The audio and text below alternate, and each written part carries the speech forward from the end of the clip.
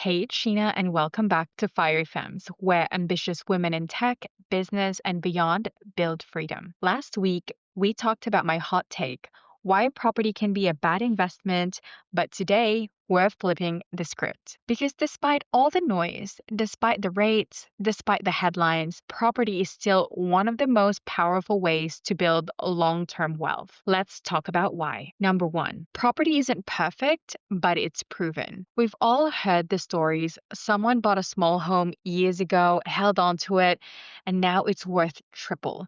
But the truth is, property works because it's a long game. You can touch it, live in it, rent it out, borrow against it. It's tangible. Even when the prices wobble over time, they tend to rise, especially in growing cities like Sydney, Melbourne, or Brisbane. It's not a get rich quick play, it is a get wealthy slow play. And that is where the magic happens. Number two, it's leverage, the quiet multiplier. And here's one of the biggest advantages of property leverage. You can control a large asset with a small amount of your own money. Say, you buy a $700,000 property with a $140,000 deposit or less if you used a 5% scheme like what we covered in the last episode. That's not just an investment, that is leverage. If that property grows just 5% a year, your return isn't 5% on 140K. It's 5% on the whole 700K. So that's how property quietly compounds your wealth, especially when you hold it long term.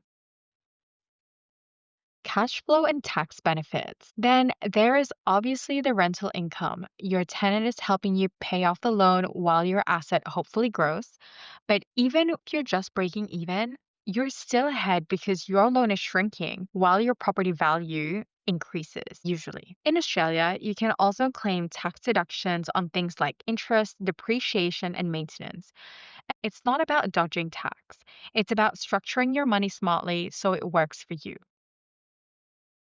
Property also forces discipline. So you make repayments every month. It's like a built in savings plan you can't skip. And that's why so many people who own property end up building wealth almost by default. We underestimate how much structure matters, but the market might move, but your consistency compounds. Control and stability. Look, unlike shares or crypto, where prices jump every second, property's slow, and that's a good thing. You're less likely to panic sell because it's not sitting in an app flashing red numbers at you. Plus, you can add value. You can renovate, refinance, or rent differently. There are different levers that you can pull. That sense of control gives stability, both emotionally and financially. Now, I'll be real with you. Property is not perfect. It's expensive to get into, it's illiquid, and the interest rates can sting. But if you understand your numbers, choose the right location, and plan for the long game, it is still one of the most solid, proven paths to wealth in Australia. Remember, it is not property versus shares or property versus cash, it's property as part of a bigger freedom plan. So while last week I said property can be a bad investment, this week I'll say this property can be one of the best.